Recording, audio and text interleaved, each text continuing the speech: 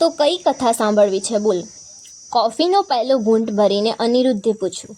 શૌર્યની, પ્રેમની, રહસ્યની અને રોમાંચની, વિરહની કે પછી વિજયની?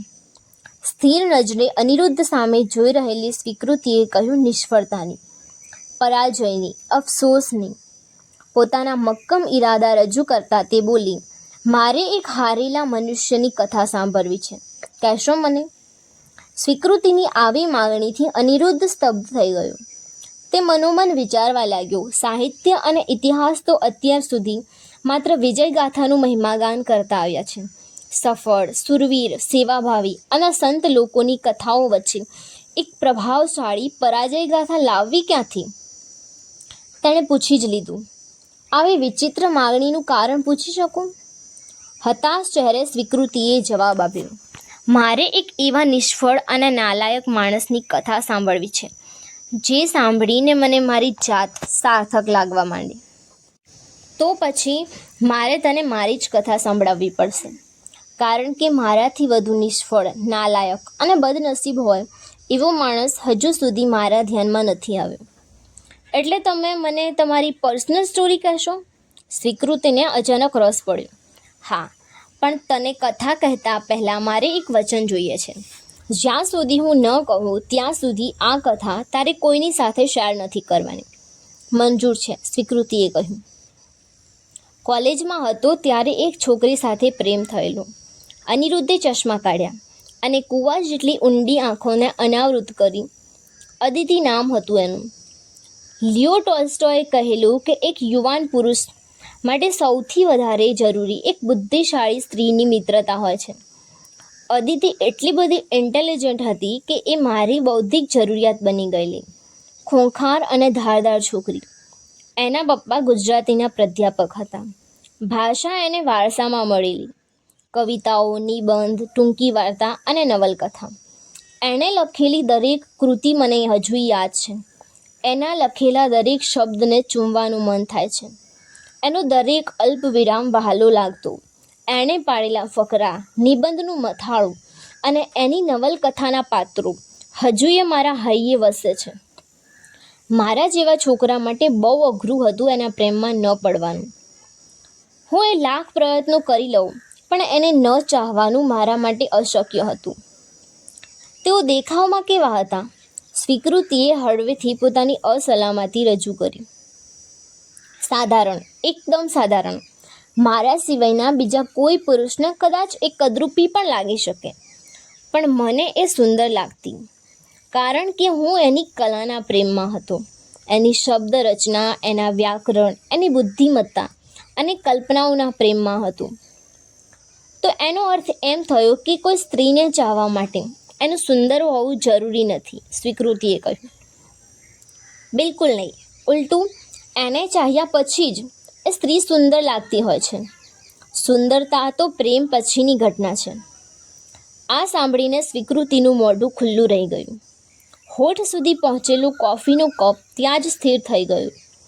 12 વર્ષની નિશાળ અને MBBSનો અભ્યાસક્રમ જે વાત શીખવી ન શકી, એ ગૂઢ વાત સામે બેઠેલો એક અજાણ્યો માણસ કેટલી સરળતાથી શીખવતો ગયો. અનિરુદ્ધની પાછલી વાત સ્વીકૃતિના ગળે ઉતરે એ પહેલાં જ અનિરુદ્ધે પોતાની ગૂઢ સમજણનો વધુ એક ઘૂંટ એને પીવડાવી દીધો. સુંદરતા એ મનુષ્યને મળેલો સૌથી મોટો અભિશાપ છે, કારણ કે સુંદરતા માણસની કેટલીક એવી બિહામણી બાજુઓને ઢાંકી દેતી હોય છે, જે કાળક્રમે અચૂક સપાટી પર આવતી હોય છે. દેખાવડા લોકો માટે આ જગત થોડું વધારે આકરું થઈ જાય છે. આસપાસના લોકો જ્યારે તમને કોઈ અયોગ્ય કારણસર ચાહવા લાગે, ત્યારે એમાંથી સાચા પ્રેમની પસંદગી કરવી કેટલી મુશ્કેલ રહેતી હશે. સારું લાગ્યું. સ્વીકૃતિના ચહેરા પર એક પહોળું સ્મિત દેખાયું. આ વાત સાંભળીને એક સાધારણ દેખાતી છોકરીને રાહત થઈ. અનિરુદ્ધે એક હળવું સ્મિત કર્યું અને પોતાની વાત આગળ વધારી. હું સેપિયોસેક્સ્યુઅલ હતો. બુદ્ધિશાળી સ્ત્રીઓ મને હંમેશા ઉત્તેજિત કરતી, એમાંય ખાસ કરીને અદિતિ. અમારી કેમિસ્ટ્રી ગજબની હતી. અમે લાઇબ્રેરીમાં કલાકો ગાળતા, શેક્સપિયર અને હેમિંગવેને વાંચતા, અશ્વિની ભટ્ટ અને ચંદ્રકાંત બક્ષીને વાંચતા.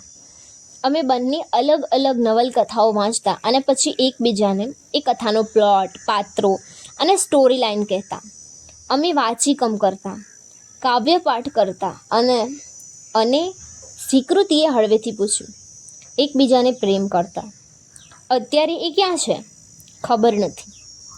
તમે જુદા થઈ ગયા? મારા પહેલાં પુસ્તક વિમોચન પછી એનો એક પત્ર મળેલો. એમાં લખેલું હતું કે એના પપ્પાને અમારું પ્રેમ સંબંધ મંજૂર નહોતું અને પપ્પાની ના મંજૂરી અદિતિને મંજૂર હતી. કવિતા જેવી ઉછળતી કૂદતી એક સૌમ્ય છોકરી પાસે એટલી હિંમત તો ક્યાંથી હોય કે એના પપ્પાની ઉપરવટ જઈ શકે? આફ્ટર ઓલ એ મારા કરતાં અનેક ગણો વધારે પ્રેમ એના પપ્પાને કરતી. તો એક પુરુષને રાજી રાખવા માટે બીજા પુરુષનું બલિદાન આપવું જ રહ્યું. પછી એક સ્મિત કરીને અનિરુદ્ધે કહ્યું, એ એનો છેલ્લો પત્ર હતો. પછી એ મુંબઈ ચાલી ગઈ અને પછી આજ સુધી ક્યારેય મળી નથી. ક્યાં છે, કઈ દુનિયામાં છે, મને કશી જ ખબર નથી. સોશિયલ મીડિયા પર પણ નથી. અનિરુદ્ધ હસવા લાગ્યો. જીવનમાંથી વિખૂટા પડી ગયેલા લોકો ધારો કે સોશિયલ મીડિયામાં મળી પણ જાય તોય શું? પાનખરમાં ઉજ્જડ થયેલું વૃક્ષ કોઈ તસવીરમાં રહેલી લીલોતરી જોઈને રાજી નથી થતું. એ પ્રતીક્ષા કરે છે વસંતની. પણ ત્યાંથી રિયુનિયન થઈ શકે ને? સ્વીકૃતિ, એટલું કહીને અનિરુદ્ધે એક ગંભીર ચહેરો કર્યો અને કહ્યું, તને ધીમે ધીમે સમજાશે કે જીવનમાં જેટલા લોકોને આપણે મિસ કરીએ છીએ એ બધાને આપણે ઝંખતા નથી હોતા. કેટલાક પ્રેમ અને માત્ર સ્મૃતિઓની સમૃદ્ધિ વધારવા માટે હોય છે, જીવનમાં પુનઃ પ્રવેશ માટે નહીં. એના મુંબઈ ગયા પછી તમે શું કર્યું? હું અર્પિતા પાસે ગયો. અર્પિતા કોણ? કોલેજની સૌથી સુંદર, સ્વરૂપમાન અને આકર્ષક યુવતી જે મારા પ્રેમમાં હતી. Oh my God! મતલબ કે આ લવ ટ્રાયેંગલ છે. એમાં ત્રિકોણ જેવું કશું જ નહોતું. હું અને અદિતિ એકબીજાને પ્રેમ કરતા અને અર્પિતા મને એકતરફી પ્રેમ કરતી. મને અર્પિતા માટે કોઈ જ લાગણી નહોતી. મને તો અદિતિ સિવાય બીજું કોઈ દેખાતું જ નહીં. પણ અદિતિના અચાનક ચાલ્યા ગયા પછી મારા જીવનમાં કોઈ ધસમસતા પૂરની જેમ એક ખાલીપો આવ્યો અને હું એ ખાલીપામાં તણાતો ગયો, ડૂબતો ગયો. પછી અદિતિના સ્મરણો મારા માનસપટ પરથી અદૃશ્ય થવાનું નામ નહોતા લેતા. એને ભૂલવા માટે પુસ્તક વાંચવા બેસું તો એમાં પણ એણે વાળેલા પાના. ડાયરી લખવા બેસું તો એમાં એના હસ્તાક્ષર હોય.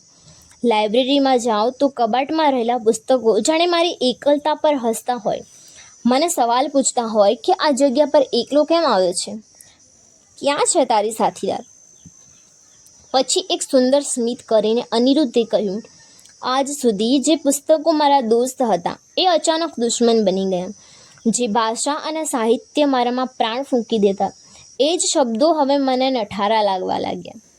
મારી એકલતા દૂર કરવા માટે હું અર્પિતા પાસે ગયો. અર્પિતા પાસે નિકટતા વધારવા મારે પ્રયત્નો કરવાની પણ જરૂર નહોતી. એ આપમેળે મારી નજીક આવતી ગઈ. જ્યારથી એને ખબર પડી કે હું અને અદિતિ હવે સાથે નથી, ત્યારથી એ મારા પર ફરી વળી. એનું રૂપ, એની અદા, એનું શરીર અને એનામાં રહેલું સ્ત્રીત્વ મને એની તરફ ખેંચતું ગયું. આમ જોઈએ તો અમારી વચ્ચે કોઈ કેમેસ્ટ્રી જ નહોતી, છતાં એ મારામાં પ્રવેશતી ગઈ અને હું એને સ્વીકારતો ગયો. એ સમયે મને કશું જ સૂઝતું નહોતું. મારું લેખન, મારી સર્જનાત્મકતા અને મારી બૌદ્ધિકતા બધું જ મરી પરવારેલું. પછી અર્પિતાએ લગ્નનો પ્રસ્તાવ મૂક્યો અને મેં સ્વીકારી લીધો. અદિતિને બતાવી દેવા માટે મેં લગ્નની હા પાડી દીધી. એ નિર્ણય કોઈ બદલાના ભાગરૂપે હતો કે દુખતા હૃદયને ટાઢક આપવા માટે? આવશમાં લેવાયેલો હતો કે આક્રંદમાં? કારણ જે પણ હોય, પરંતુ અર્પિતા સાથે લગ્ન કરવાનો નિર્ણય મારા જીવનનો ટર્નિંગ પોઈન્ટ હતો. પછી શું થયું? મારી એકલતા વધતી ગઈ. મારો અજંપો, બેચેની અને ઉદ્વેગ વધતા ગયા. પછી એક દિવસ હું ઘરેથી ભાગી નીકળ્યો. એટલે તમે અર્પિતાને છોડી દીધી? એની સાથે રહેવું શક્ય નહોતું. લગ્ન પછીના 2 જ વર્ષમાં મને ખ્યાલ આવી ગયો કે આ સંબંધ નહીં ટકે. જો એની સાથે રહીશ તો હું બીમાર પડી જઈશ. અદિતિના જવાથી હું ફક્ત ઉદાસ હતો, પણ અર્પિતા સાથે રહ્યા પછી હું હતાશ થવા લાગ્યો. રીબાઉન્ડ લવનો સહારો લઈને જૂનો પ્રેમ ભૂલવાને બદલે હું જાતને પ્રેમ કરવાનું ભૂલવા લાગ્યો. મને જાત પ્રત્યે નફરત થવા લાગી. મેં નક્કી કર્યું, મારે આમાંથી નીકળવું જ પડશે. એક કટાક્ષભર્યું સ્મિત કરીને અનિરુદ્ધે કહ્યું, જ્યારે એક સ્ત્રીની વાતો કરતા અને શરીર વધારે ઉત્તેજના આપવા લાગે ત્યારે એક પુરુષે ત્યાંથી નીકળી જવું જોઈએ. પછી એક વિરામ લઈને તેણે કહ્યું, એની વાતોમાં કોઈ ચમત્કૃતિ નહોતી. સાદી, સરળ અને રોજિંદી વાતો. એના એ જ વિષયો. શું ખાશો, ક્યાં ફરવા જઈશું જેવા સાધારણ સવાલો, આસપાસના લોકોની પંચાત અને ખૂબ બધી અસલામતીઓ. વાતોમાં ખોવાઈ ગયેલી સ્વીકૃતિ સ્તબ્ધ બનીને અનિરુદ્ધ પાઠકને સાંભળતી રહી. મને તો ચમત્કૃતિની લત લાગેલી. મારે તો કલ્પના અને ભાવ વિશ્વમાં વિહાર કરવો હતો. મારા માટે તો સૌથી મોટી ઉત્તેજના કોઈ નવી કવિતા હતી, નવું પુસ્તક, નવો વિષય, નવો નિબંધ કે નવી કથા હતી. ટૂંકમાં તમારું શરીર અર્પિતા સાથે હતું અને મન અદિતિ સાથે, રાઈટ? ખબર નથી, બસ હું મારી સાથે નહોતો. ત્યાંથી ભાગીને શું કર્યું? ધર્મશાલામાં એક બૌદ્ધ આશ્રમ છે, ત્યાં થોડાક વર્ષ રહ્યો. ખૂબ વાંચ્યું, લખ્યું અને જાતને સમજવાનો પ્રયાસ કર્યો. અને શું સમજાયું?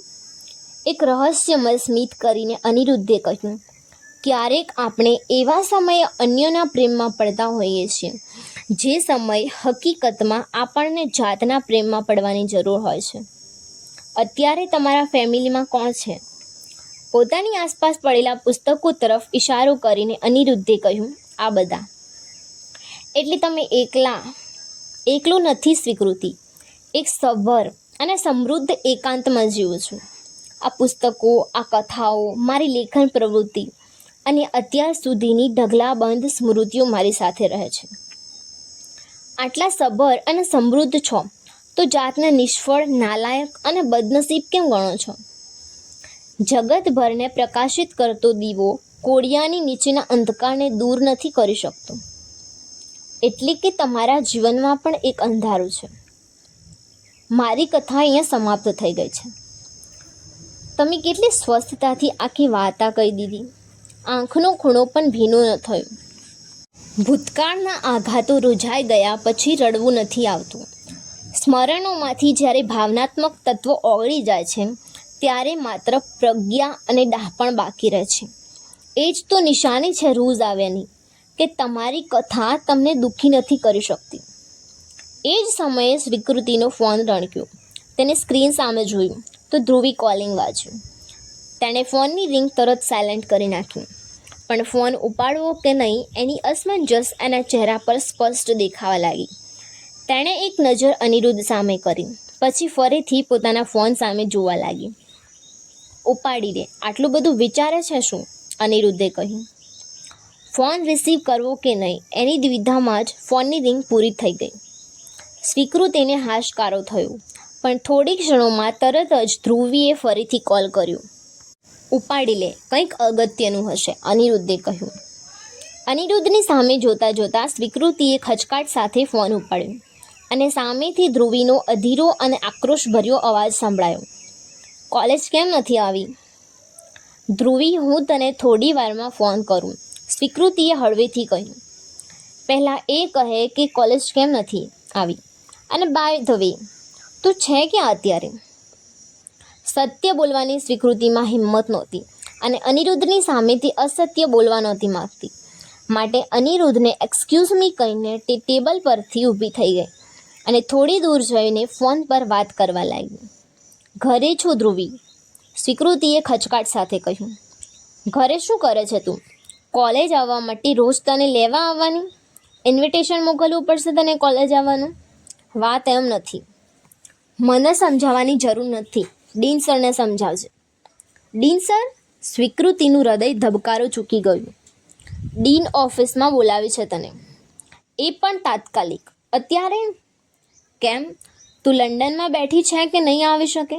જો ઈચ્છતી હોય કે આ મામલો વધારે ન બગડે તો જ્યાં હોય ત્યાંથી અડધા કલાકમાં હાજર થઈ જા. પણ થયું છે શું? મને નથી ખબર. તું એમને મળીશ તો ખબર પડશે ને.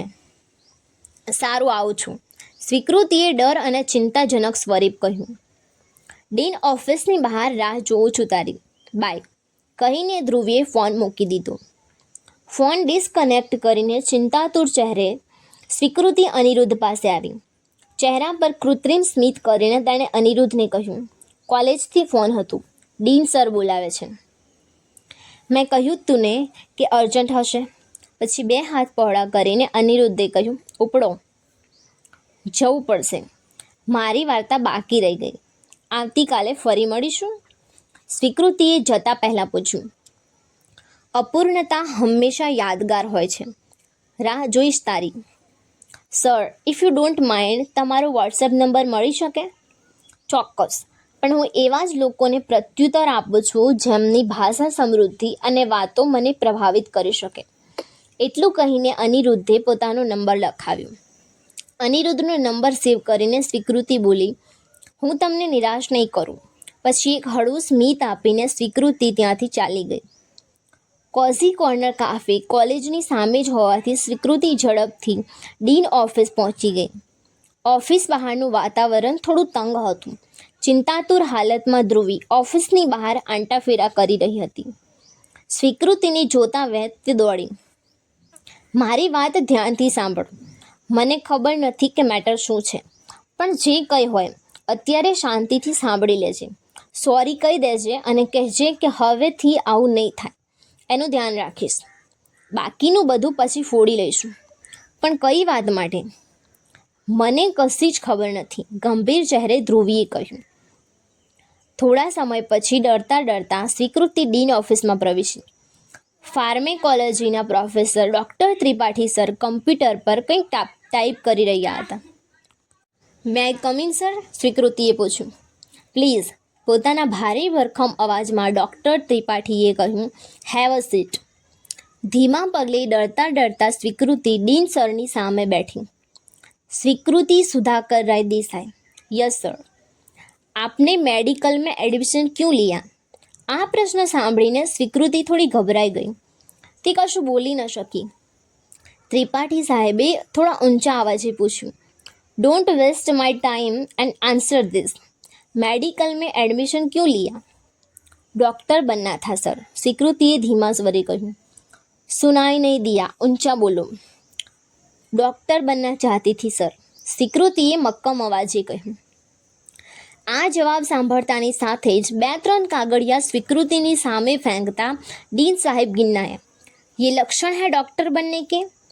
आपके लास्ट 3 महीने का परफॉर्मेंस देखकर लगता है कि कोई आर्ट का स्टूडेंट गलती से मेडिकल में आ गया है. आपकी अटेंडेंस गिर रही है, मार्क्स कम हो रहे हैं, क्लिनिक्स में भी नहीं जाती और प्रैक्टिकल में आपका ध्यान नहीं होता है. अगर पढ़ाई में इंटरेस्ट नहीं है तो एडमिशन क्यों लिया? नहीं सर, ऐसी बात. Don't interrupt me when I am speaking. Tripathi सरનો અવાજ ઊંચો થયો. Sorry sir. ये मेकअप, ये ब्रेसलेट, ये हेयर स्टाइल और ये नेल पॉलिश पढ़ने आते हो या फैशन शो करने? देखो, मैं दूसरी वार्निंग नहीं दूंगा. अगर पढ़ना नहीं है तो घर पे बैठो. सॉरी. सॉरी से काम नहीं चलेगा. मैं आपको एक 100 कोज नोटिस दे रहा हूँ आपकी अटेंडेंस के लिए. आपको लिखित में इसका जवाब देना होगा. मैं इनडिसिप्लिन बर्दाश्त नहीं करूँगा. You may go now.